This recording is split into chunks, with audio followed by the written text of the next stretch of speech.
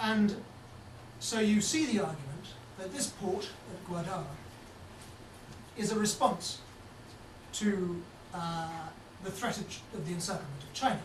Right? Now, of course, from an Indian perspective, Gwadar fits into a string of pearls, a concept actually comes, I think, from a US military document. It's not something the Chinese have ever admitted to having, but a set of ports in Sri Lanka, in Burma, in Bangladesh, and in Pakistan, which do give the Chinese Navy the capacity, in theory at least, to deploy in such a way that it could cut off India's oil supply. That's what you'll see in the Indian literature. And so, in the kind of, extraordinary game of leapfrog that we see here, another attempt is made by India, or so it is argued, to escape the net by opening up an outlet at Chabahar which rivals Gwadar. Now, of course, it doesn't exactly work. The logic of it doesn't work, because if the Chinese Navy were able to cut off oil supplies from the Gulf to India by using the port at Gwadar, where it doesn't at present have the right to deploy, but which in theory has the capacity for Chinese warships, then it could also cut off supplies from Chabahar. So it doesn't seem to be a wholly logical argument. But it is the one they use. And this port at Chabahar has a couple of other consequences.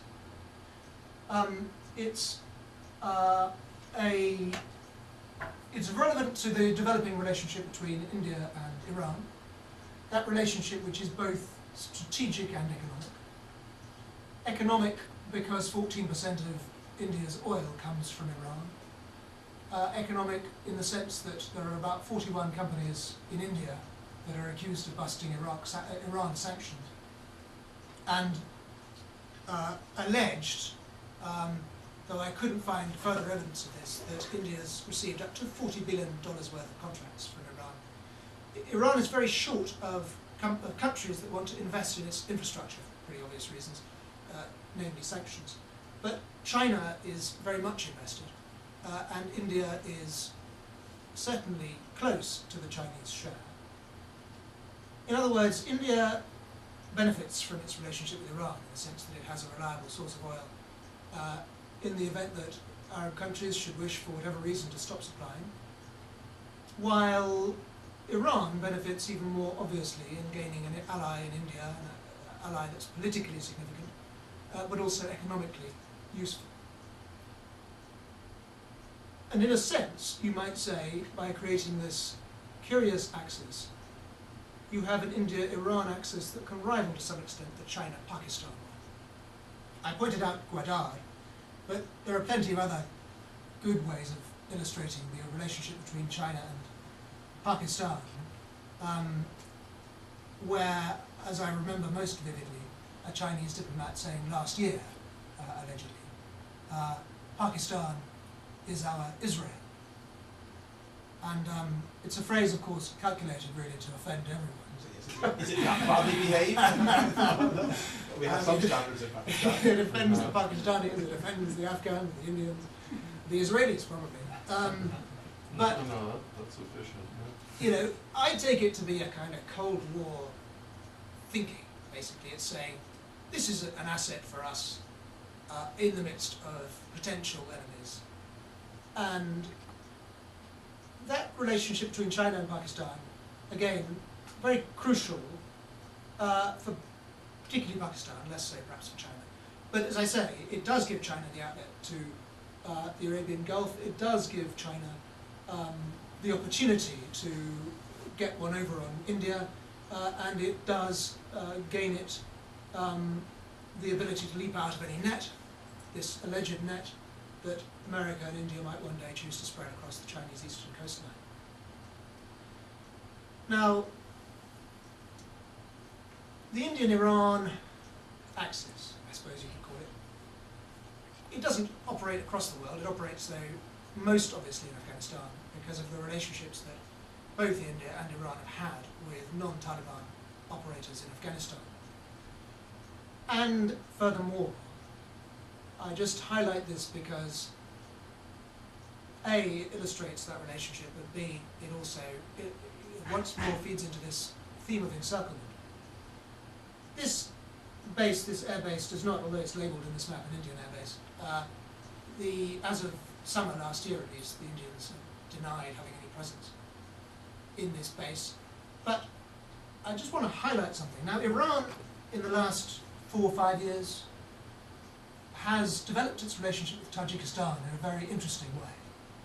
From having been, over a decade ago, I guess, supporting the Tajik resistance, the Islamic resistance, it's gone to being bosom buddies with the secular government of Tajikistan. Ahmadinejad said, Iran and Tajikistan are one soul in 2 bodies. And he's been there 4 times in the last 4 years, and he was the only head of state to attend one of their major conferences in June last year. All of this, why? Well, you could read it in linguistic terms. That's certainly how the Iranians will present it. It's a Persian-speaking union. They have summits from time to time of the 3 Persian-speaking leaders, as it were. You have Tajikistan, you have Afghanistan, you have Iran. It is arguable that there's a much more obvious reason for Iran's interest in Tajikistan, and that is that the route which it plans to build, it's looking at building a substantial railway investment across from Iran to Tajikistan. It keeps talking about it, nothing's happened yet. They keep saying they're going to let the contracts, that hasn't happened. Nonetheless, there's talk of it all the time. And that ultimately, in the Iranian view, could be extended to China. Across the Kulma Pass at present. The Kulma Pass is very small, doesn't take more than really a little bit of road traffic. It would be a very ambitious scheme to build a railway across it, but you could certainly upgrade road transport. And in doing so, of course, what you can do is greatly develop the economic infrastructure links between Iran and China. And the Chinese investment in Iran exceeds even the Indian one, and is really now the largest investor and certainly, I think, the largest trading partner at around $20 billion last year. So the significance of this is that if Iranian and Indian influence in Afghanistan, not exactly the same things, but there is a relationship between them, then the Iranian relationship with Tajikistan does, give an opening for Indian influence in the same country. From a Pakistani point of view, that is of great concern. They've been worried for some time about growing Indian influence in Central Asia, and that's partly why what would be a very small air presence in its original form has caused such a lot of concern, and it's talked about so much in the Pakistani press, including in the source of this map. And obviously, doesn't need really to be spelled out to anyone in this room, but this concept of encirclement becomes pretty clear if you were to have a potential Indian ally, a quasi-Indian ally, and you have Afghanistan, where there's a very strong Indian influence, which the Pakistanis consistently exaggerate, then of course you do have only one outlet for Pakistan, out to China, and even that's contested. So the theme of encirclement comes round again. I was going to highlight something. You often hear about Indian consulates in South and East Afghanistan from Pakistanis. It's a consistent concern for them, and at one point General Musharraf claimed that there were hundreds of Indian consulates. Of course there are 4. And the odd thing is, you never hear from them about the Indian consulates in Balochistan and Bandar Abbas down here, which are really much more strategically significant from an Indian point of view.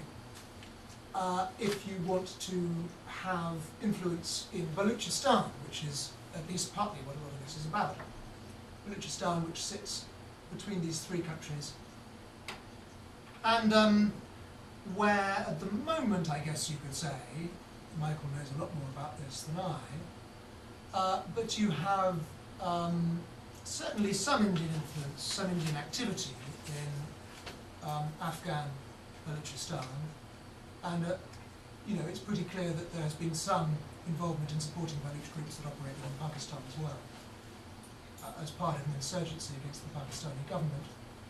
So that when Iran and India completed together a road from Chabahar, that port down here, up to Nimruz, it meant something. It meant, of course, that this was an avenue of potential influence for India into southwest Afghanistan, a very sensitive place for Pakistan.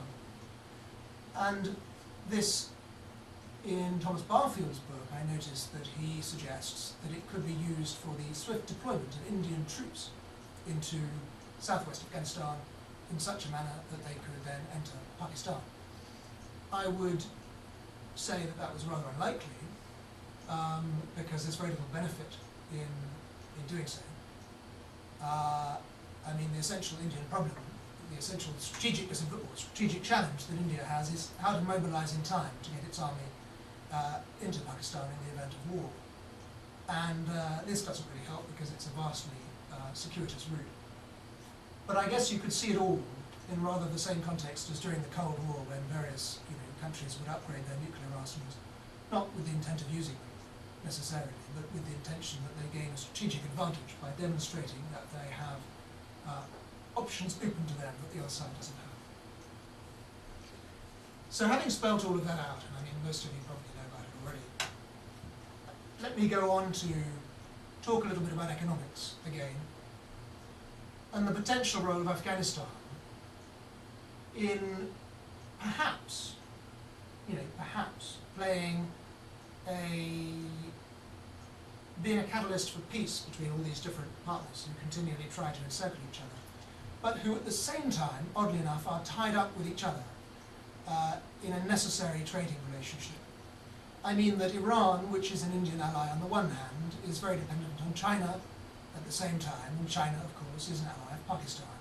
And so one can't easily talk of there being two axes which face each other. Pakistan has assisted in Iran's nuclear program through Abdul Qadir Khan. And so there's nothing quite straightforward about this. And that in a way is a source of optimism. China isn't really very active diplomatically in Afghanistan. It doesn't seem to, at least according to anyone that I've talked to, have a very clear strategy or a sense of how it could operate in Afghanistan as a unilateral partner. It seems largely to subcontract its policy to Pakistan. But because of the Chinese role in Iran, there's actually the possibility, should it wish to do so, for it to broker a deal which could be very beneficial for China, and potentially beneficial for Pakistan and Iran as well. It doesn't offer so much to India, but we'll come to that.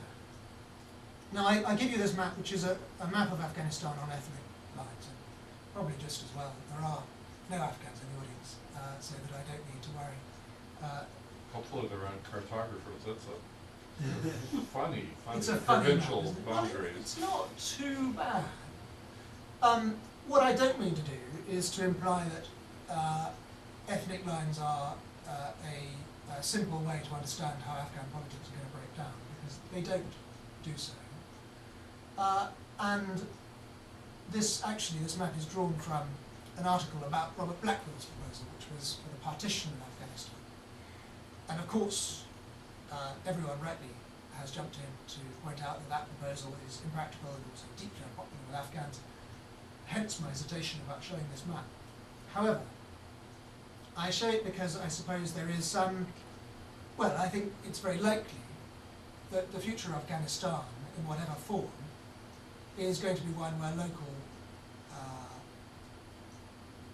affiliations are going to matter quite a lot. I mean that local commanders and local political figures, such as was Ismail Khan in Herat, or Sherzoi in Nangarhar, are going to have their relationships with neighbouring countries, not necessarily through the central government. They're going to have their own relationships. Now I highlight that because of the possibilities that it opens up. Clearly, a position where you have a very weak central government, a position where there is very limited ability by Kabul to impose its will on factions which have shown themselves in the past very highly disposed to fight among themselves, you know, for a lot of people, raises the spectre of a renewed civil war in Afghanistan. And it's conceivable that, as in the past, regional powers, which have a great deal of money, and if America ceases to be involved, they will be the largest sources of money, may have an interest in fostering civil war, or may prefer it to the other option, which is to have one country dominating Afghanistan and posing a threat to them. Really, in this sense, not much has changed, which is why I used a British cartoon from the 1880s to illustrate this talk.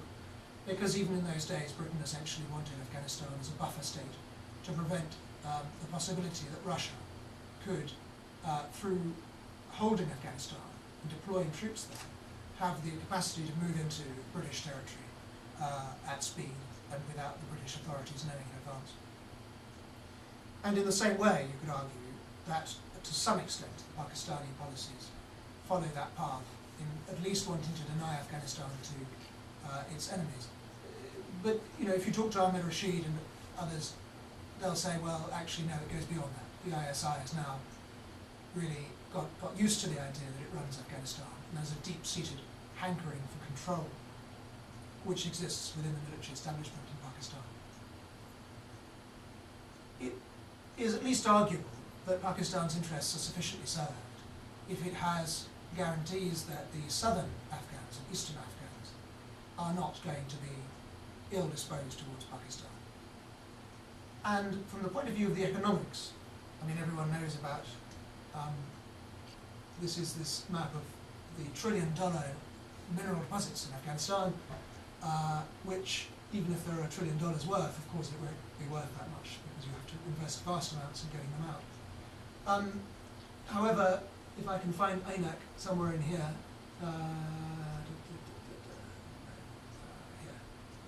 Number one. Number one. Right, useful. Is it number one? Well, it's placed in a funny position. According to Key, it's number one. I think the one might be Hajigak or something. Anyway, No, it's no, number two is Hajigak. Right. So we have at least the option there. I mean, clearly, if you've got $2 billion invested by China in a copper mine, I mean, China is the world's biggest importer of copper, and its demand has generally risen year on year. It's been declining in the last 6 months, but it's generally risen year on year, and it's at some point going to overtake the world supply.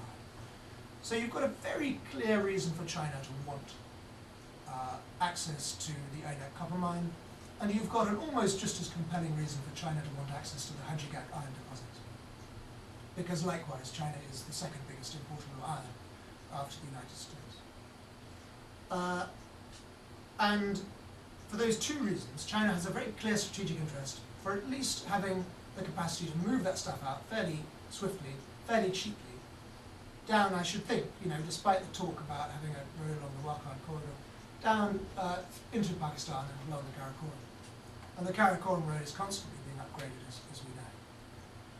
So, if China wants that element of stability, the question then comes, of course, what influence can it exert over Pakistan, and what influence via Pakistan over the Taliban? Now, I say the first element of that is very clear. It's got a very substantial influence over Pakistan. Whenever Chinese engineers are kidnapped, you can see the Pakistani government going into overdrive. And when Chinese engineers have been kidnapped in Afghanistan, you've seen some very interesting comments from the Chinese authorities. One case, it hasn't always worked out well, but in one case, a Chinese diplomat was quoted as saying, "We don't normally have any trouble from the Taliban." Well, it's an index up to a point of, probably, I would guess, an index of Pakistani influence, in as much as I don't know how much the Chinese are paying the Taliban to leave them alone. But I would guess that they subcontract, as I've said, a great deal of this to Pakistan.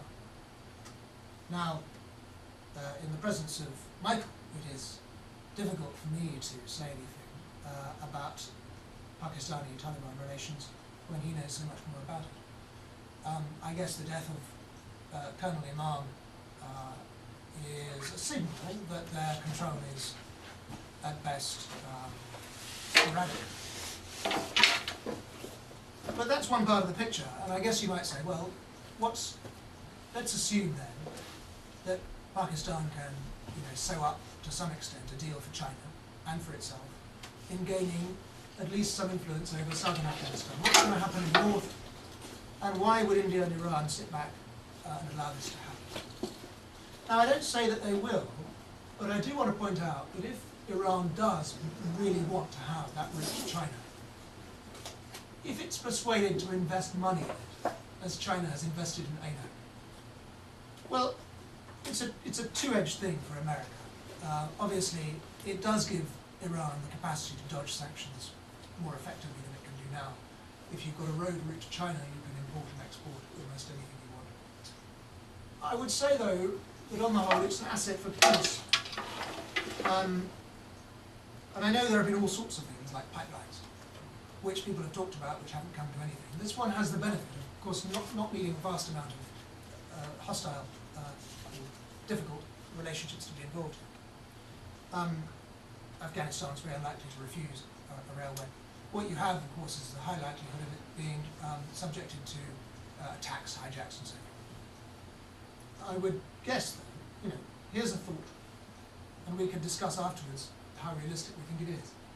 At least you can see the possibility for China and Pakistan and Iran to reach an agreement that is economically and in some ways strategically beneficial for all sides, with the exception of two countries which might lose from this, being India and Uzbekistan. It's worth just having a word about Tajikistan here. With basically its transport links, of course, designed by the former Soviet Union, run across Uzbekistan.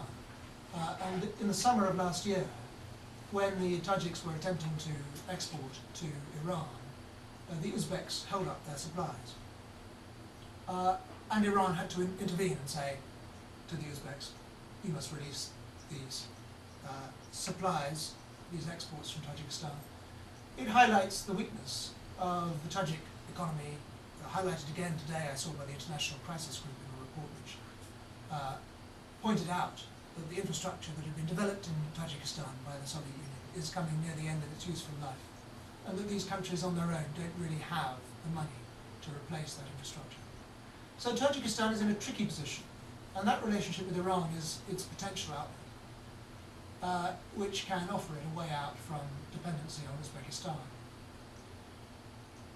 Really, these are the things that I wanted to put on the table. I don't have a grand conclusion. I wanted to suggest a model which, in the context of whatever talks there are about internal stability in Afghanistan, and whatever deals can be done to stitch together a lasting political framework in Afghanistan, these possible ways in which neighbours could be brought in. Now, two questions remain, I guess. You could say first, India, would it be, what can it do? I think very little, even should it decide that it wanted to do anything to disrupt an agreement between Iran, China and Pakistan. I don't see that it would be able to do so, given that its influence in Afghanistan is mainly done through Iran, geographically speaking, and to some extent politically speaking. I mean, if Iran decides not to play ball with India with respect to Afghanistan, then life becomes difficult for India. And I don't see that it's a strategic threat either of a sizable kind.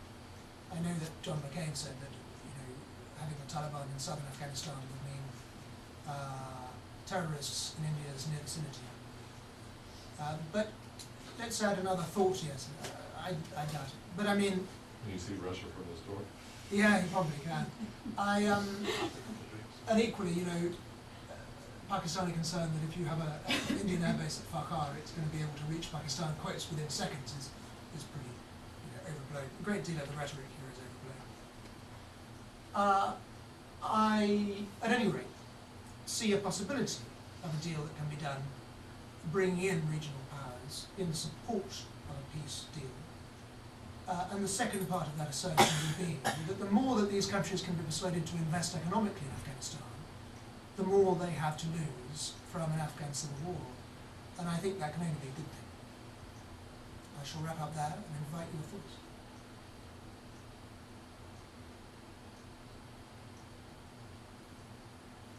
Just explain a bit about India essentially subcontracting to Iran, some of its influencing work in Well, Afghanistan. What's the... it obviously operates politically directly in Afghanistan, and in terms of it has been concerting a great deal with Iran and Russia in the last year. Talking to them. And doing that in part, that happened a lot. The pace of those talks increased a great deal after discussions of reconciliation began in the Western world. What I'm thinking, though, is that in terms of funding political parties, India can do stuff on its own, just as America can. However, in terms of having boots on the ground, the relationship with Iran is vastly important. And if Iran were to say, we're happy with the status quo, I really think it would be a very strong incentive for India to leave it alone. In other words, I'm not sure to what extent you need to have a quid pro quo for India, if there's one for Iran. It's obviously true for Baluchistan. It's obviously true that Iranian cooperation in Indian activities in Baluchistan is important. It's obviously true when it comes to road building and deployment of troops, should it come to that. It's less obvious, of course, politically speaking.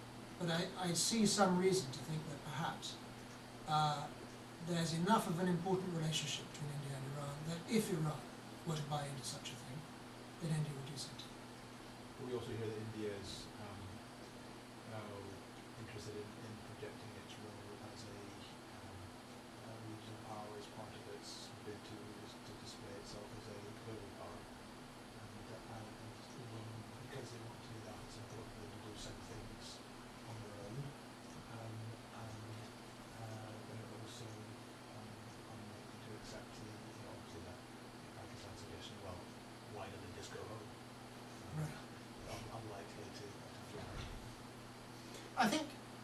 I mean, what I'm not doing is being prescriptive about what exact political relationships you have within Afghanistan. I mean, the thing is, I just don't, in terms of something that's worth money, or is strategically really important, I don't know what you can give India. But I do see, and I'm not saying don't give it, I'm just saying I don't quite see what it could be. But I don't see that there's a big cost for India either, because it can retain a great deal of influence in Kabul, and it can have its clientele in the north, in particular. In other words, although I don't like the idea of partition, I do think you will see a kind of, magnetic attraction from neighbours towards those who are nearest to their border, as you saw in the past. Really, it's pretty obvious. And that influence will mean that it's northern Afghanistan that will look towards Iran, and therefore towards India to some extent, and southern Afghanistan that will look towards Pakistan, not to say that it will be politically having allegiance to those countries, but that's going to be the source of the economy. I mean, that's going to matter when America stops funding, if it ever does. I thought your comments about, or your thoughts about, say, China's relationship with Pakistan and its kind of instrumentalizing it regionally were interesting, because I've often, just speculating, how do you influence Pakistan? And thought, well, so as you say, China isn't very active on the diplomatic side, at least publicly. So I think some of us have always held out this hope that, you've got a country Pakistan that's in dire financial, economic straits, and how is it that it seems to be, almost dictating terms in a way? So where's the leverage, and why is it, that China can't? And actually, when was it the Uyghur guys with rocket launchers were found wandering around Islamabad, Yes. and the Chinese kind of went through the roof, what, 3 years ago or whatever, that, maybe that would get them serious about the whole, Taleb effect. But I don't know, do you see any prospects there for leverage coming from the Chinese on Pakistan? Yes, and I think, thanks for asking that, because it enables me to clarify or expatiate on one of those points. We often talk about what America can do to get Pakistan to do X or Y, while actually China is its biggest strategic partner, its most important relationship. And, you know, it's more than arguable. I think it's clear that China could focus more on Afghanistan. And I do get the strong feeling, really from an absence of any informed comment. It's not so much that I can find, there are plenty of people who point this out, but I haven't found a direct quote that shows it, that China really doesn't have very much to say about Afghanistan. In my interactions with Chinese diplomats there, you know, I really didn't, you got a strong sense that despite vast investment, there was relatively unknowledgeable politically, let's say that way. And the only way of explaining that is that they are trusting the Pakistanis to do the job for them. And I think it would be really interesting to see what would happen if China were to be involved in trying to broker or assist in brokering a regional deal that could bring in Iran, because it certainly, again, China has a lot of leverage in Iran. And you can see the benefit for China, immense benefits. If it were to get a railway across here, and it's also getting copper and iron through here, well, it's a very clear gain for China. Again, you know, that raises questions over what India's feelings would be about that. In the sense that there's a Chinese-Indian competition, which might, you know, they might be tempted to throw a spanner into that particular process. But I think your point is absolutely right. There's a question here. Why is China the silent player in the game? But you might have before answered it, so it sounds like we probably, I don't know, we maybe shouldn't be looking to China for a certain type of stability in Afghanistan. No, but maybe America could do more to engage the Chinese. And I don't know whether I've never heard of any attempt to do so. Yeah, it just seems like, given the strategic alliances, the historical relationship, it just seems to be just silence.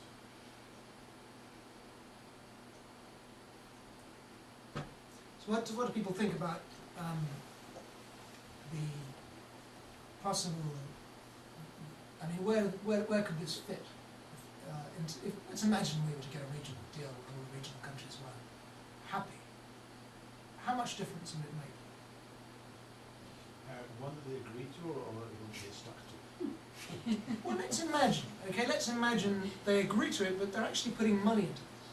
Now, maybe they're prepared to throw it away, but that's, you know, a few tens of billions of dollars invested by Iran and China and in Afghanistan infrastructure that would be ruined if there wasn't people.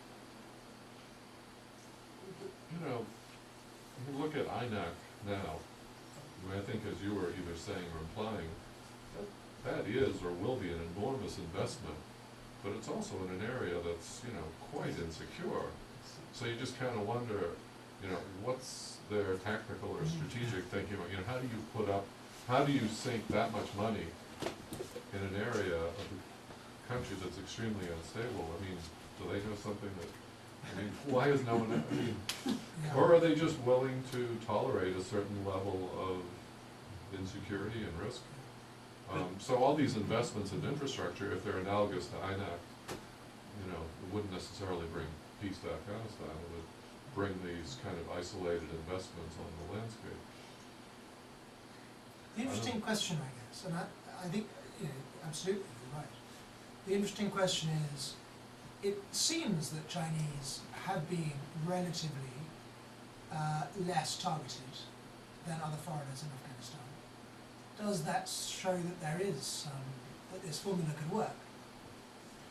I mean, I think that the key issue is that if you look at their historical continuity, not just from the 19th century, you know, probably find some in the 18th century, tradition of Afghan actors seeking external patrons and you know, purporting to do their work. And I think if you look at the people who, you know, the current conflict actors and the would-be actors in the Civil War, if you get another, you know, if the transition is a transition to a civil war, yeah, of course, they're all looking for regional patrons, and they either will be available or they won't be available. I heard one of the funniest anecdotes I heard last year was a mate went up to Waziristan and was hanging out with Mujahideen in Waziristan. He says, one night we're sitting down to tea, and one of the kids, long hair, big gun, turban, and start the conversation. When is China officially going to be declared a superpower? Haven't we had enough of this unipolar world? It's the conversation over tea in Waziristan, and everybody just thinking in terms of patrons. Yeah. That they so the war economy there depends upon. I mean, it's partly appropriating the rent from local economic activity, but it's also leveraging influence and getting ill-guided external actors to pay you substantial sum of the money.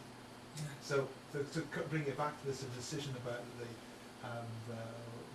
regional actors deciding yes we want to actually invest in stability, and then I think it would be a major factor for future conflict scenarios if all potential combatants knew if we fight we're skipped. Right. I mean, another thing that comes to mind is, would that attitude be different if the U.S. turned the Logar PRT over to the Chinese? Interesting. I mean,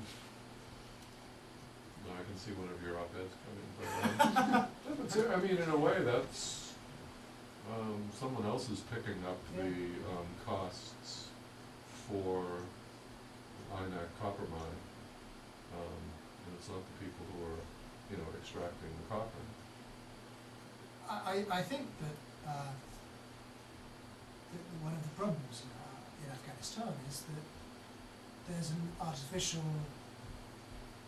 attempt to hold the ring, which is basically leading a lot of players not really to confront the realities that one day they know they'll have to confront. And this is one of those cases. Should it be the case that that there was no one else to keep peace, then perhaps you would see China getting more interested, and by proxy in Pakistan, or disengaging economically. But of course, it's a bit late for them. Yeah, Well, I mean, except the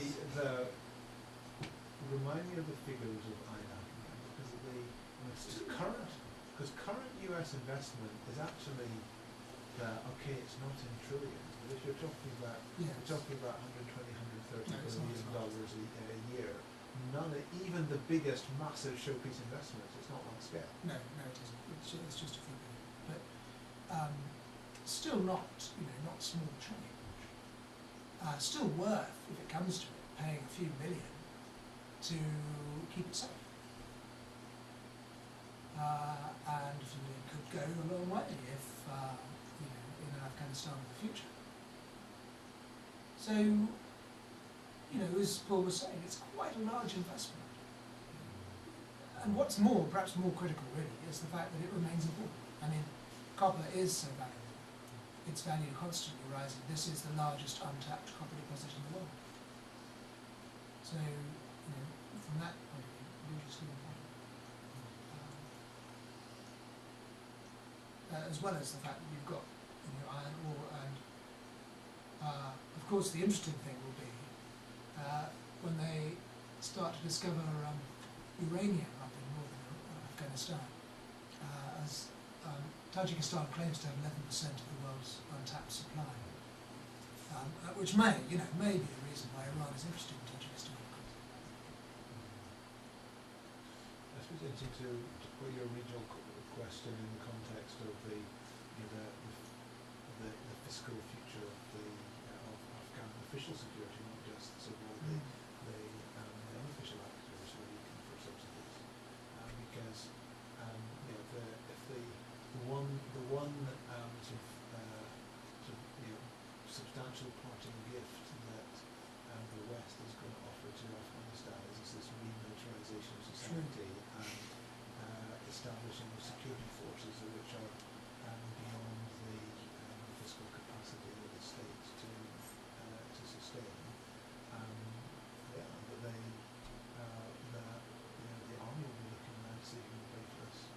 could be very interesting, couldn't it? And then you would, there would be no point in Iran supplying weapons to the Taliban if it's actually responsible for maintaining the Afghan army. A point about the Afghan army. I'm a journalist. I'm from Islamabad. A big thing which, for example, isn't picked up in mainstream discourse at least is especially the way the optics of the war are being played out in the lens through which it's looked at, especially in Pakistan. Firstly, about the army, there's a huge ethnic sort of question mark. A lot of generals in the Pakistan army are very, very doubtful about the future makeup of the Afghan army, especially because most of it is dominated by not by the people who they'd rather it be dominated by, the Pakhtuns. A large component of the Pakistan army itself is Pakhtun, that's the familial connection over there. Top Afghan ministers who come to Pakistan can't speak Pashto. When they're invited to these little semi-formal jirgas, they're not willing to speak in the language of these jirgas. That creates further tension. You earlier mentioned what can be given to India strategically. Well, we also should be looking at what can be given to Pakistan. If China has essentially outsourced, as you're saying, the Afghan problem to the Pakistanis because it trusts the Pakistanis, so to say, on Afghanistan, then you should also perhaps look at what can we do to help the Pakistanis out. They're worried about the ethnic problem, definitely. But perhaps cosmetic measures, perhaps by someone in the Afghan parliament saying, okay, you know what, we like the Durand line, we accept it. It's a completely cosmetic measure, but it might end up to some sort of long-term legislation and building up and bordering that fence a little more. Because the Pakistanis keep on saying, well, nobody really wants to border to make this a less than porous border because, well, the Afghans aren't interested because they don't even accept the Durand line. So they use these are all local press arguments which are obviously processed by our good friends in Rawalpindi. But the idea is to perhaps, as they say, be careful what you wish for. Perhaps give them what they're asking for, yet in a way where they're sort of stuck in a corner. That's one. Secondly, the China angle after Hu Jintao's welcome a few weeks ago in Islamabad, it was akin to I don't think Charles Air Force Base can do a better welcome for Washington if he ended up there, back from the dead. It was ridiculous. And I think that the way that this press, my colleagues in the press, the way a lot of us are playing out, I'm not speaking for myself, thank God, is that the chips are falling. And with the pull-out date in mind and all of that, it seems as if in the big game, and if you want to zoom out a little, it's that China is going to win this area. China is on the rise, and what's also being perpetuated after especially Hu Jintao's visit is that we as Pakistan, the security state of Pakistan, we are essentially China's perpetual hitman in South Asia. We will do what needs to be done to back up our Chinese brothers. And this is a state-sponsored discourse which is getting really disturbing at breakneck speed, and nobody's really tracking it. Also, warming up to Iran, weird statement out of the blue in early December. The Ayatollah, in one of his khutbahs, mentioned Kashmir randomly. And the Pakistani Foreign Office, the MOFA, the Ministry of Foreign Affairs, went nuts and said, oh, we love the Ayatollah, we adore the Ayatollah, and we want the Ayatollah, and thank you for mentioning Kashmir. So that was an interesting warm-up from the Iranians to sort of stir the little bowl of hell which is, boiling there. But it was just, I just think that it's interesting to watch the optics as they're developing really fast with context to China from Islamabad. So. No, thank you. I think I'm glad, because I think that's the basic message of my talk, really. What I suppose I'm spelling out here is a concept based really on the presumption that a future Afghanistan will have a very weak government and very strong regions. That may not be true, but it's the way that things are going as I see them right now. And I think it will accelerate if there isn't security progress, if ethnic divisions continue to widen, and if there is reconciliation, if there's a deal with the Taliban. Which would be good from one point of view, and will also, I think, that such a deal will probably rest upon some degree of local autonomy in the south and east. So I'm presuming that what you'd have is spheres of influence, where, I hate to kind of draw on the Black Will analogy because I know how toxic it is for Afghans, but where you do have effectively a Pakistani sphere of influence in the south and east, and an Iranian one in the north and west, to some degree, I don't want to overstate it, but I mean that those would be the principal foreign sponsors active in those areas, and that if between them they agree that the deal is now one where they like the status quo and they don't want massive instability, then they might actually be able, as Michael was saying, to dampen down any expectations from Afghan partners that they could get money off their foreign sponsors in return for carrying out acts of sabotage or acts of terrorism or attacks on others within Afghanistan. So in other words, I think that's what it gives Pakistan. Now you're right that there are other things that could be involved in any package of regional peace that might well include things from the Kabul government itself. And it's, of course, the Kabul government will remain very significant because only the Kabul government can agree for troops to be stationed in Afghanistan. It can deny access to the airspace in Afghanistan.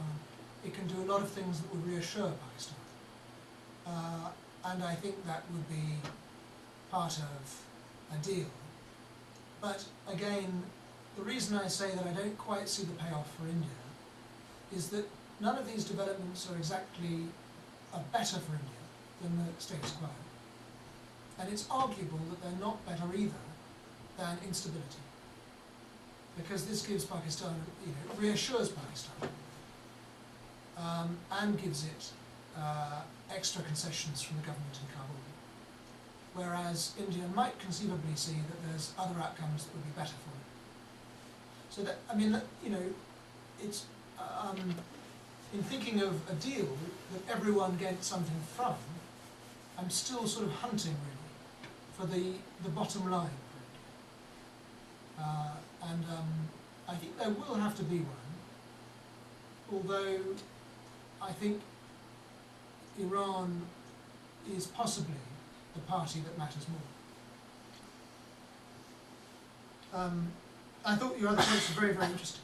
I don't know what the Iranian, as I say, the Iranian relationship is quite complex. It's very, very lukewarm, very up and down, and especially with Jandallah in the mix and whatever is going on in Balochistan, it seems as if how the IPI didn't work out, for example, why it didn't work out. Obviously, the kidnapping, very interestingly, of Afghan council representative, a cultural representative from Peshawar, which is symbolic. Which is symbolic because it was from Peshawar, not where there's almost negligible Shia presence ethnically in the country. So these are huge questions, which at least the mainstream press doesn't bring forward. But an interesting insight about how the military plays all of this out via the ISPR. That's really interesting. How the local press, for example, is being stationed and is sort of making its moves.